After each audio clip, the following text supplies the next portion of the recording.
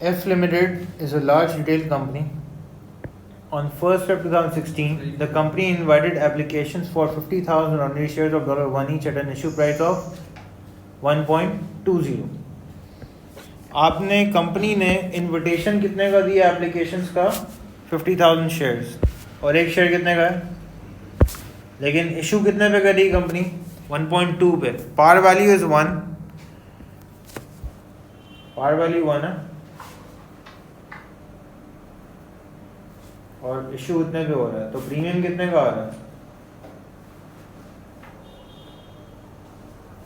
Premium क्या होता है? Anything above par value. कितने का एक्स्ट्रा आ रहा है? 1.2 माइनस 1, 0.20 प्रीमियम आ गया. आगे चलते हैं. The following terms apply. Payable on application कितना है? 0.50. पेएबल ऑन एप्लीकेशन कितना है? 0.5. यानी कि जब आप एप्लीकेशन भरेंगे ना, तब कितना पे करेंगे? 0.5. कितने लोग एप्लीकेशन भरेंगे? पहले आगे चलते हैं. Payable on allotment. अलॉटमेंट क्या है? किस चीज़ की? अगर आपकी एप्लीकेशन एक्सेप्ट हो गई कंपनी, तो फिर मजीद कितना भरना होगा? 0.7. Application were received for 65,000 shares. पहले तो इसकी एंट्री बनाते हैं. Payable on application.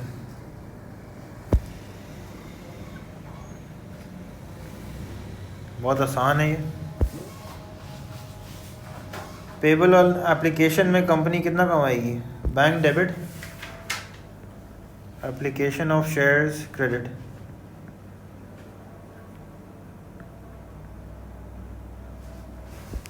कितना अमाउंट आएगा? 65,000 मल्टीप्लाई बाय 0.7 क्या आता? 0.7. कैलकुलेटर नहीं है क्या? 45,000. नहीं, सॉरी 0.5. सॉरी 32,500. 65,000 टू 0.5. ये एप्लीकेशन के टाइम पे हो रहा है ना. क्या हो रहा है? 32,500.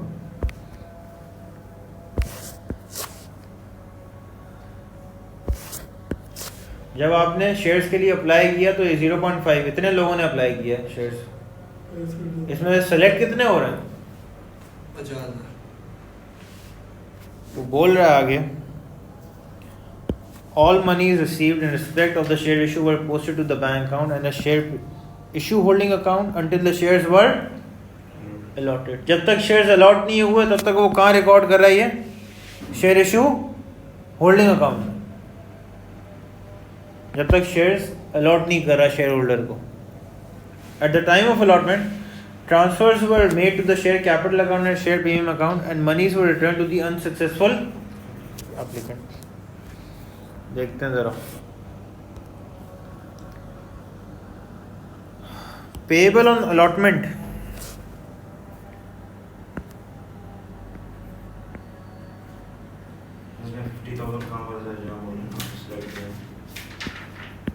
क्या 50,000 से सिलेक्ट कहाँ हुआ है? कितने शेयर्स देगी कंपनी? 50,000 से एप्लीकेशंस कितनी आएंगी? 65,000. तो कितने रिजेक्ट होंगे? 15,000.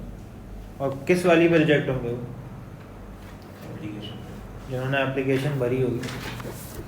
देखते हो जरा. Payable on allotment. कितने शेयर होल्डर्स पे करेंगे जिनकी एप्लीकेशन सेलेक्ट हुई हैं? 50,000. किस वैल्यू पे मजीद पे करेंगे? 0.7. 0.70. तो बैंक डेबिट होगा, एप्लीकेशन ऑफ शेयर्स मजीद क्रेडिट होगा. किस वैल्यू पे? 50,000 मल्टीप्लाई बाय 0.7. क्या आता दाऊद? 35,000.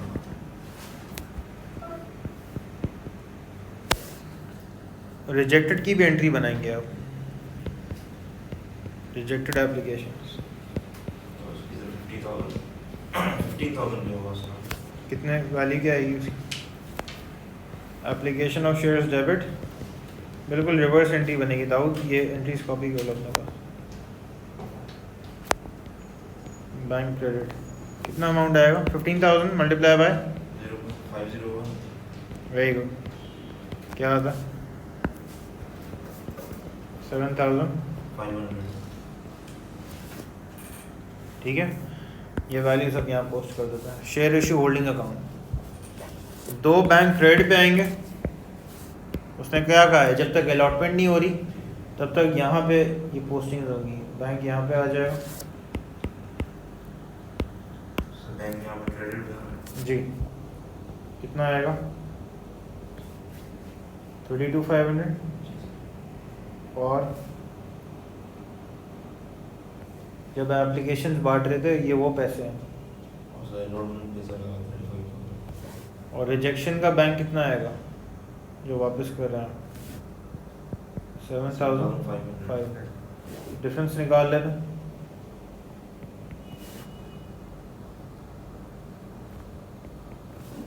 क्या आ रहा है? 67,500 हायर साइड है। डिफरेंस आपका आता है 60,000 का। ठीक है, और क्या कह रहा है वो, इसको कहाँ ट्रांसफ़र करेंगे? At the time of allotment transfers are made to the share capital account and share premium account and the money is return to the unsuccessful applicant. ये मनी रिटर्न करने के बाद कहाँ ट्रांसफ़र होगा ये?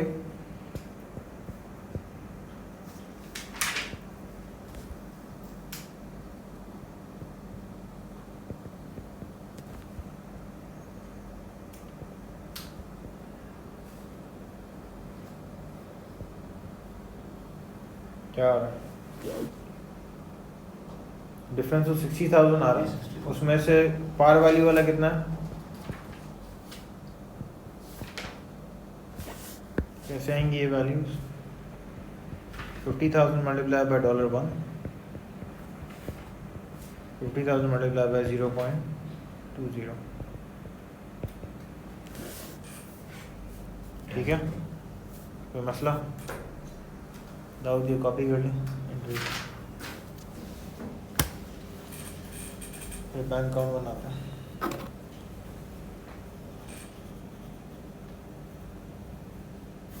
इसके बाद वाला सवाल काफ़ी है देने वाला। डेप्रिसिएशन नहीं, इसका पार्ट 1 भी, इसमें क्या किया हुआ है इसने आखिरी के टोटल दिए हैं। बैकवर्ड्स जाना हो, बैकवर्ड जाना है। अब मैं सोच रहा हूँ बैकवर्ड्स कैसे जाना है। करा रहा हूँ। राइट्स इशू है हाँ शेयर तो ये फरवरी में जो अपने 50,000 शेयर है, करा रहा हूँ। अच्छा है तो नहीं ये आ तो जाएगा लेकिन खुद करना है। 4 लाख इसका टोटल बैलेंस आता है, तो मतलब 50,000 माइनस करके 3.5 लाख इसका बैलेंस होगा। सही है ना?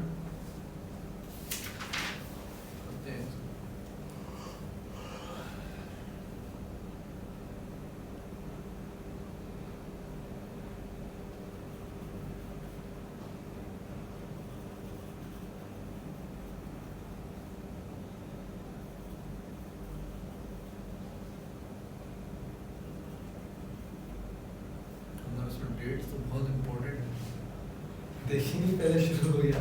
फिर मैंने कॉमन स्टूडेंट एरर है। फिर मैंने कभी कभी आपको जो चीज़ें ज़्यादा अच्छी आ रही होती है ना, आप कह रहे होते हो कि यार मुझे सब आता है, बेसिक चीज़ें भूल जाते हो कि डेट्स ऑब्जर्व करना ज़रूरी है।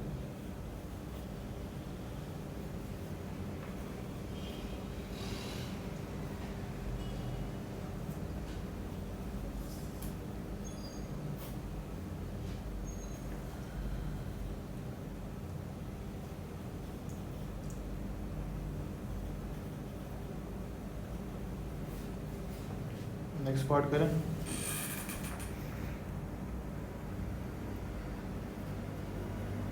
मैं तो भूल नहीं गया।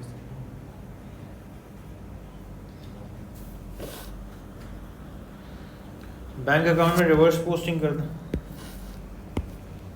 जो यहाँ डेबिट क्रेडिट हो रहा है वहाँ डेबिट हो जाएगा शेयर इशू होल्डिंग अकाउंट से, और जो वहाँ डेबिट हो रहा है यहाँ क्रेडिट हो जाएगा। तो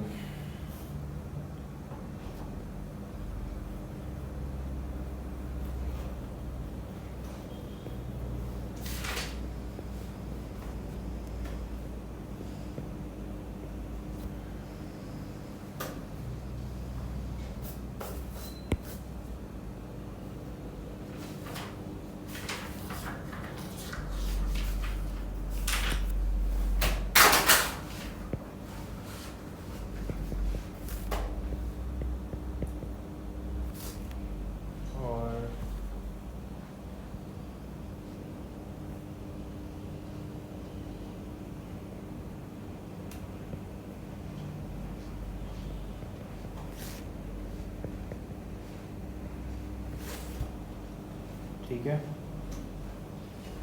जो भी डिफरेंस आ रहा है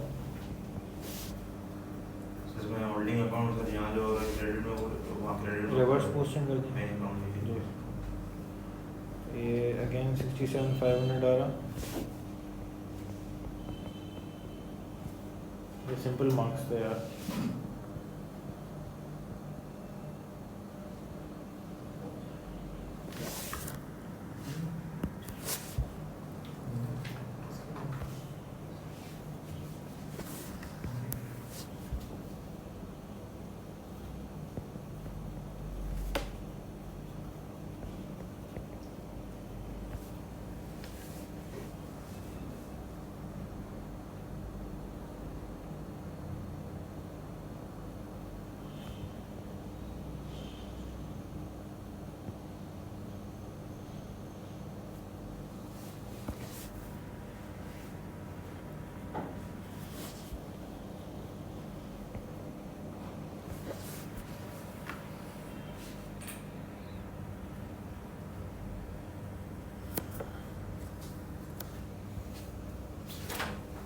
next part, share capital account में कितना आएगा?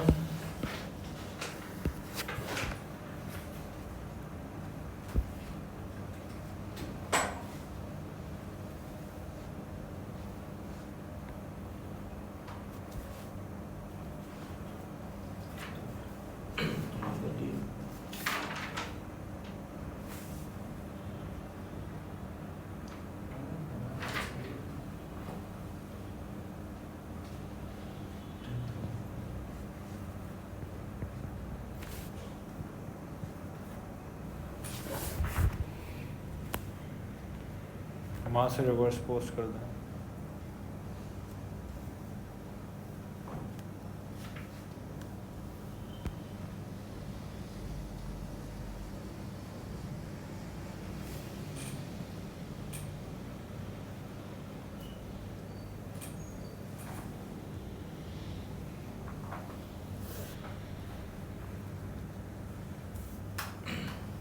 बैंक अकाउंट में एक चेंज कर लें, यहाँ पे शेयर इशूड आएगा, इसको 60,000 को एक टाइटल दे देंगे जो डिफरेंस आ रहा है, application issued.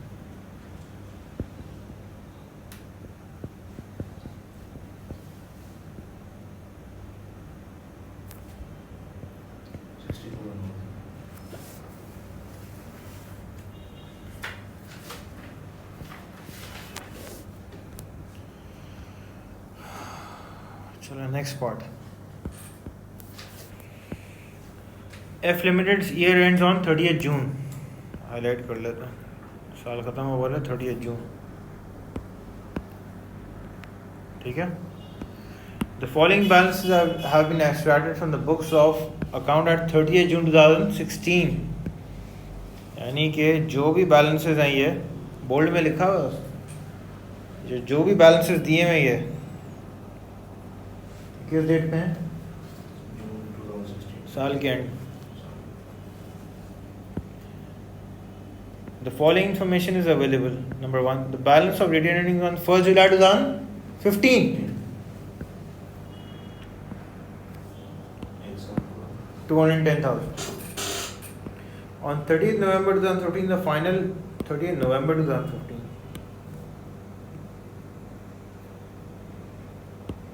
A final ordinary share dividend of 2% was paid on all shares in issue at that date. अभी ये परसेंटेज आ गई है,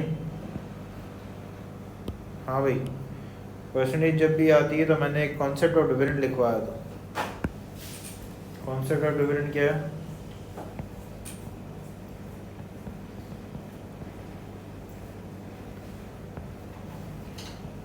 रेट पर शेयर जब भी दिया हुआ होगा वो किस पे अप्लाई होगा डिविडेंड निकालने के लिए?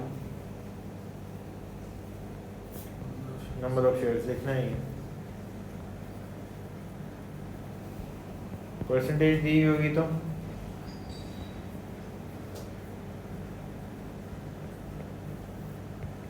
शेयर कैपिटल, दोनों में फ़र्क क्या है? नंबर ऑफ शेयर्स जब पार वैल्यू से मल्टीप्लाई हो जाते हैं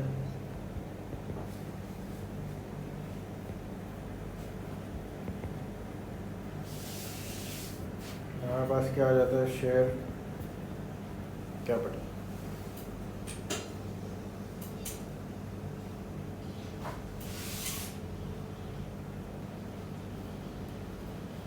ये मसला है। यहाँ पे इसने क्या दी हुई है, परसेंटेज दी हुई है डिविडेंड की, तो हम किस पे अप्लाई करेंगे ये, शेयर कैपिटल। आगे देखते हैं। On 31st May 2016 an interim ordinary dividend of 3% was paid on all shares in issue at that date. Final dividend इसने नवंबर 15 को पे किया और इंटरिम डिविडेंड उसके बाद पे किया। इंटरिम डिविडेंड क्या होता है, जो डिविडेंड कंपनी साल के बीच में देती है। फाइनल डिविडेंड क्या होता है, जो साल के एंड में देती है, लेकिन इसने पे पहले कर दिया फाइनल डिविडेंड और ये बाद में पे किया। The profit for the year was 65,000। For the year का मतलब क्या होता है, profit for the year means profit after interest. लिख लो ये point, profit for the year means profit after interest. भाई लिखना है, ये जो बोल रहा हूँ ना इन चीज़ों पर टोकूँ। On 30th June 2016, the directors revalued land and buildings from 820,000 to 850,000। कितने का डिफरेंस आ रहा है, रिवैल्यूएशन अपवर्ड रिवैल्यूएशन है डाउनवर्ड है। तो रिजर्व कितने का बना, एंट्री क्या बनेगी हमारे पास, लैंड एंड बिल्डिंग्स डेबिट। ये एंट्रीज भी लिखे एमसीक्यूज में काम आएंगी। Revaluation reserve credit 30,000।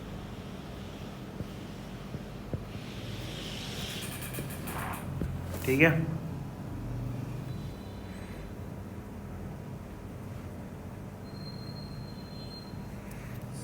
इसने आपको जो शेयर कैपिटल दिया हुआ है किस तारीख पे दिया हुआ, 30 जून 2016। डिविडेंड वगैरह कब कैलकुलेट हो रहा है, इससे पहले एक मई को कैलकुलेट हो रहा है और एक नवंबर को। साल शुरू हो रहा है 1 जुलाई 2015। साल शुरू कब हो रहा है हमारा, पहले तो साल लिख लेते हैं। 1 जुलाई 2015 टू 30 जून 16। इसने आपको शेयर कैपिटल कितना दिया हुआ, 30 जून का। इससे पहले शेयर्स कितने इशू हुए, हमने कब एप्लीकेशन कब दी है ये शेयर्स की, 1 February 2016 को। और प्रीमियम वगैरह कितने का है उसमें, शेयर्स कितने इशू हुए हैं, 50,000 के, और प्रीमियम कितना है, 10,000 का। तो अगर मैं आपसे पूछूं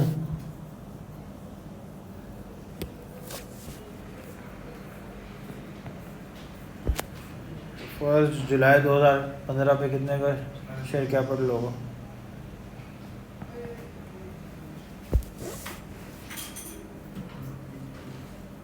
कोई मसला है इसमें, आते हैं ज़रा। जो भी डिविडेंड कैलकुलेट होगा किस पे होगा,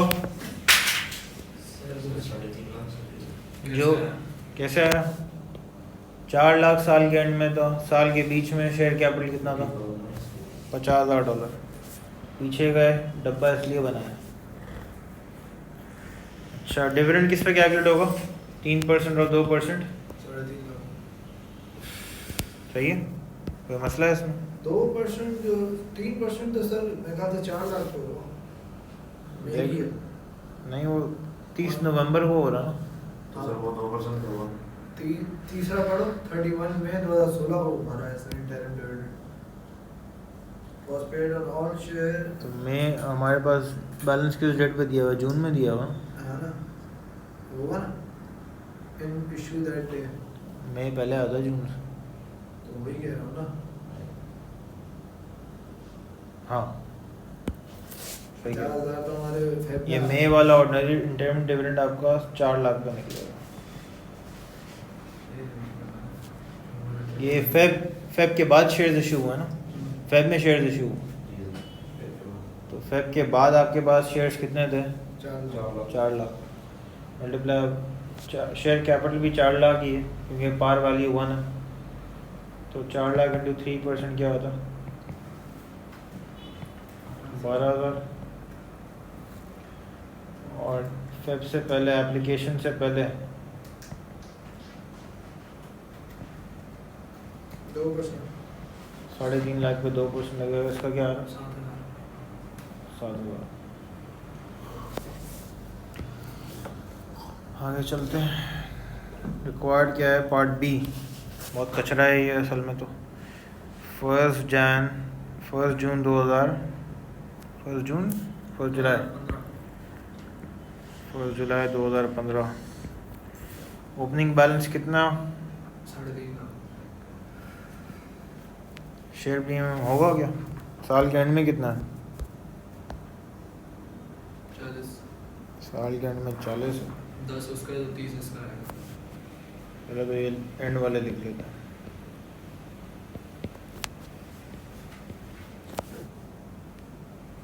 अच्छा, 30 आएगा 30।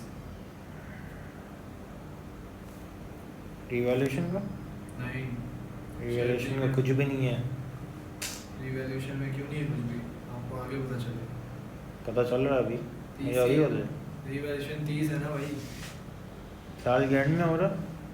ऊपर तो उन्होंने रिजर्व में रिवैल्यूएशन नहीं दिया। 30 June 2016 the director revalued land and buildings from 820 to 850, तो 30,000 बढ़ गया ना। रिवैल्यू हो गया 30,000 से। ठीक। बात हो गई। सही है। 30 ये हो गया। और रिटेन अर्निंग्स कितनी दी हुई हैं? दी हुई हैं साल के एंड में? कुछ भी नहीं दिया। स्टार्ट में दी हुई है और 65 प्रॉफिट है तो 285 हो जाएगा टोटल। डिविडेंड भी तो आएगा चंदा।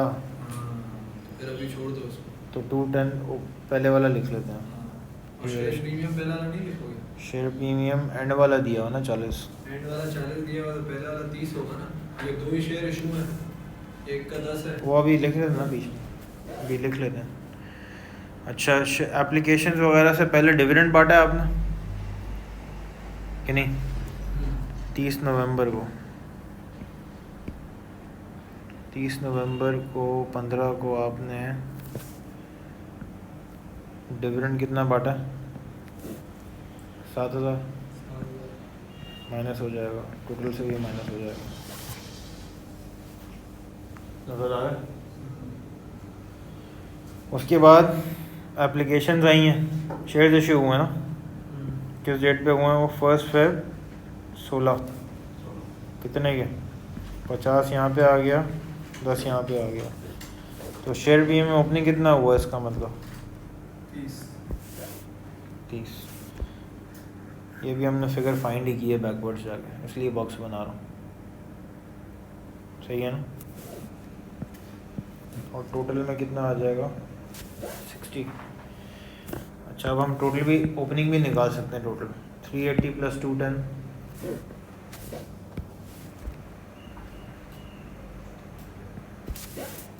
590। 590। ठीक है। 1 फेब के बाद क्या काम हुआ? 31 मई को आपने फिर डिविडेंड बांटा है। कितने का? डेट का ध्यान रखना।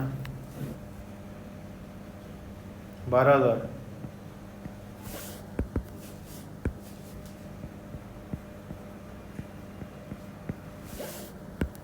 इसके बाद है दो काम हुए। रिवैल्यूएशन हुआ 30 जून को। कहाँ पे आएगा? रिवैल्यूएशन के कॉलम में आ जाएगा। और सबसे लास्ट में प्रॉफिट फ्रॉम ऑपरेशंस कितना है?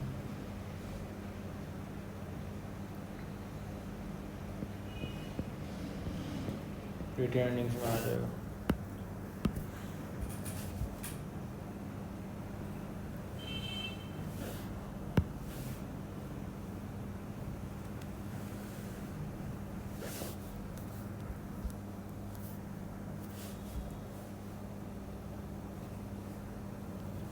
टोटल बता दो।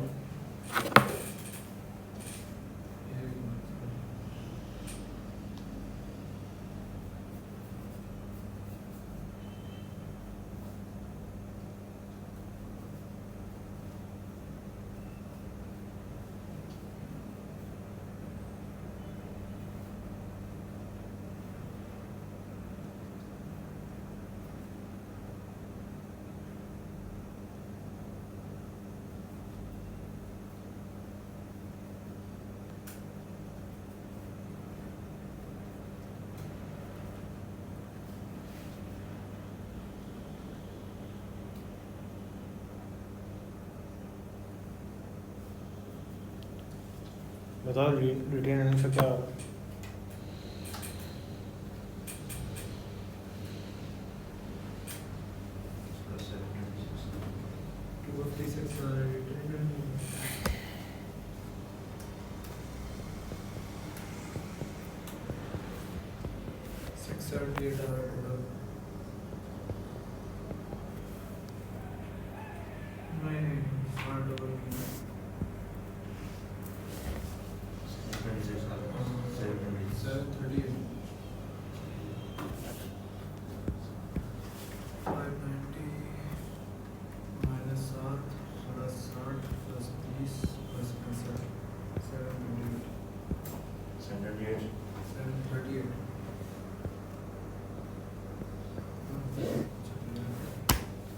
Okay, next part.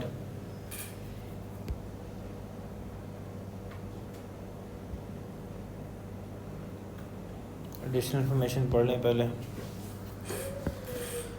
The directors of F Limited wish to purchase a new retail store for 400,000. They are considering two different ways to raise the finance for this investment. Number one, issue of further $400,000 8% debentures. Sir, 726. 726. Yeah.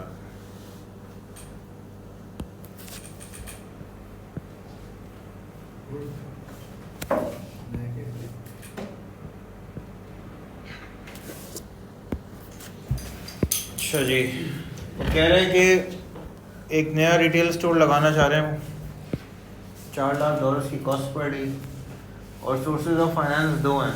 यहाँ तो आप further और debenture issue कर दें 8% के, 4 लाख के, सिर्फ 2 साल के लिए, 2026 से लेके 2028। और make a rights issue of 320,000 of $1 each at a price of 1.25। पहले तो देखते हैं कि इंटरेस्ट कितना लगेगा 4 लाख का। क्या था 4 लाख में 8%। 32,000 ये तो देना ही पड़ेगा कंपनी को। अच्छा जी, पहले आपके पास टोटल नंबर ऑफ शेयर्स कितने हैं? 4 लाख है। 320,000 आप मजीद शेयर्स इशू कर रहे हैं at $1 ईच, तो शेयर कैपिटल कितना बन जाता है? 320,000। डिविडेंड कितना दे रही है कंपनी? फाइनल कितने % दे रही थी? 2% फाइनल दे रही थी और ऑर्डिनरी कितना इंटरिम 3%। मुझे 3% भी निकाल के दो इसका, और फिर मुझे इसका 2% भी निकाल के दो। 3,20,000 का जी,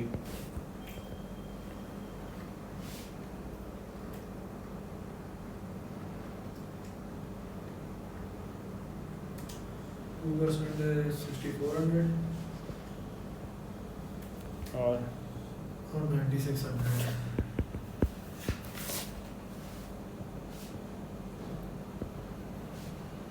टोटल क्या बनता? 96 और 64 था ना जी, 16,000। यानी कि अगर आप डिबेंचर इशू करते हैं तो आपको प्रॉफिट में से कितना शेयर देना पड़ेगा इंटरेस्ट के नाम पे? 2 साल का देना पड़ेगा। मैंने इंटरेस्ट वैसे बोल रहा हूँ, हर साल 32,000 इंटरेस्ट देना पड़ेगा, और यहाँ पे डिविडेंड कितना देना? डबल का फर्क है। और उसको 4 लाख वापस भी करने हैं, ठीक है ना? इसको क्या वापस करना है 3,20,000, मतलब 4 लाख वापस करना है, 1.25 पे दे रहे हैं ना। और कंपनी प्रीमियम भी कितना कमा रही है इस पे, एडवांटेज कितना कमा रही है?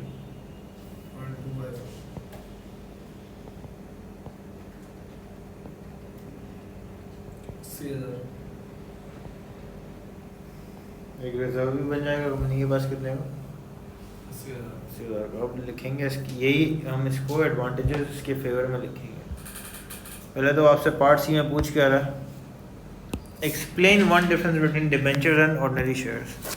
Ordinary shares are part of share capital. Ventures non-current liabilities are part of equity, whereas debentures are part of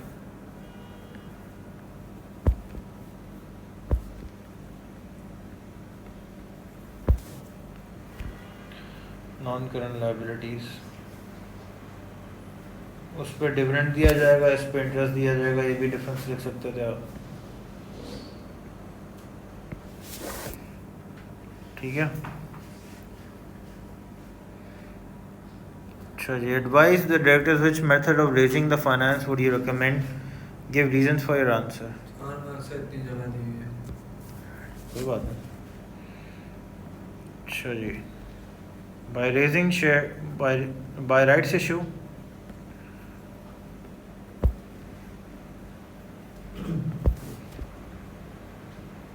$80,000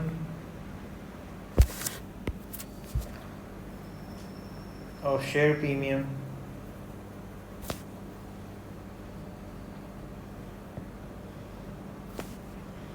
will be created as a capital reserve.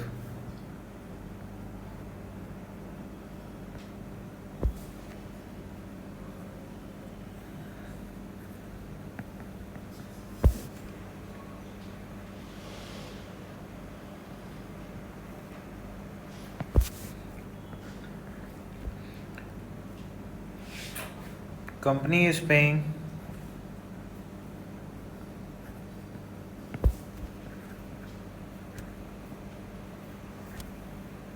$16,000 as dividends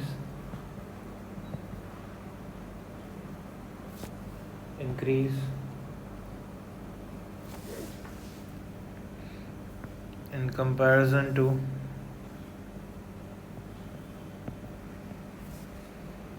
$32,000 finance cost on debentures.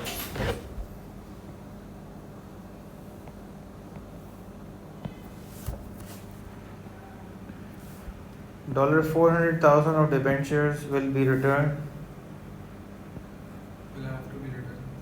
Will have to be returned by 2028.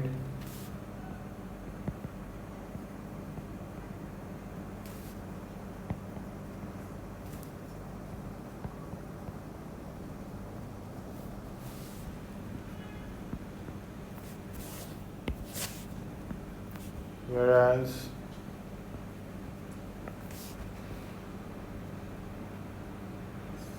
$400,000 of rights issue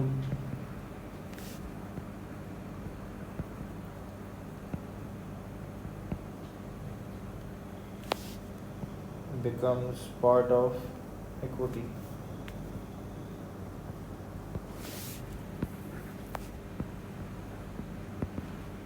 of the company.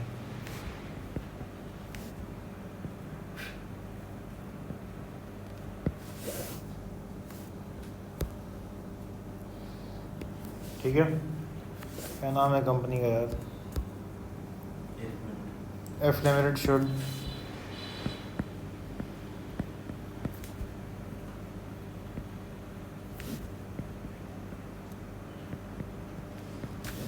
consider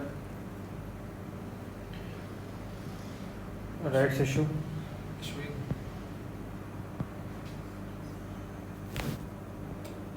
as a source of finance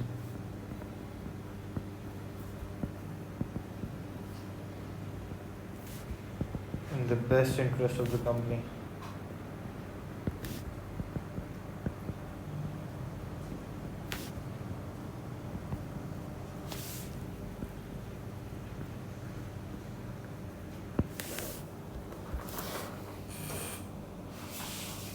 ठीक है, लिख लिया ये? Revenue expenditure की definition लिख लो। Revenue expenditure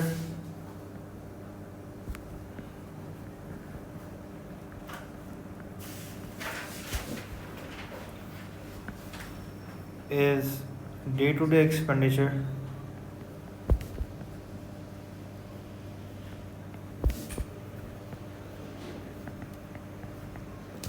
maintaining efficiency of non-current assets.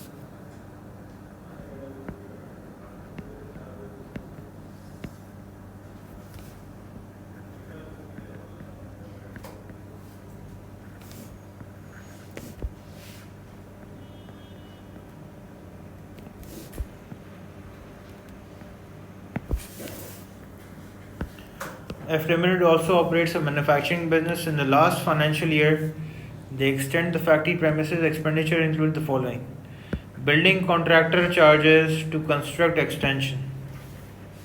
ये एक दफ़ा पे करेंगे, बार बार पे करेंगे. Structural repairs to existing roof.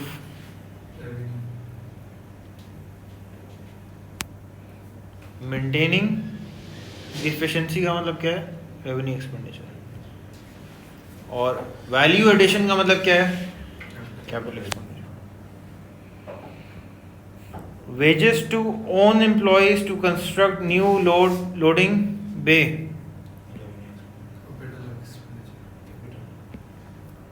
Material for new loading bay. Legal fees और planning permission. Capital. Prepare a statement to show the total amount of capital expenditure to appear in the financial statement of the business in respect of the extension of the factory premises. Building contractor.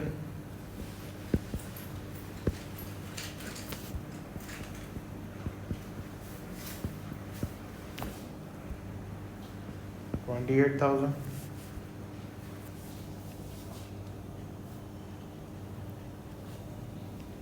Wages to own employees and new employees नहीं है. ध्यान रखना. Capital हुआ नहीं. और material वो भी क्या है?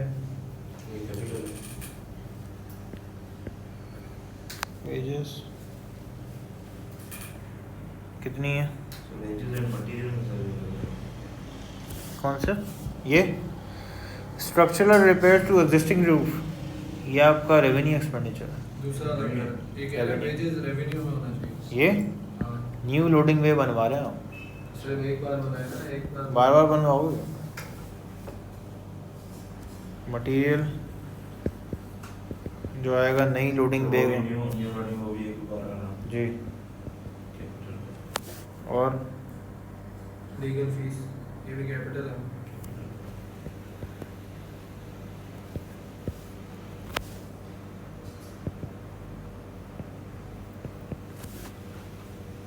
क्या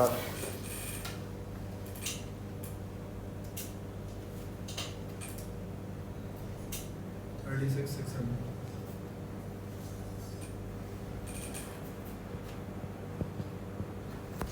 हो गया पूरा क्वेश्चन.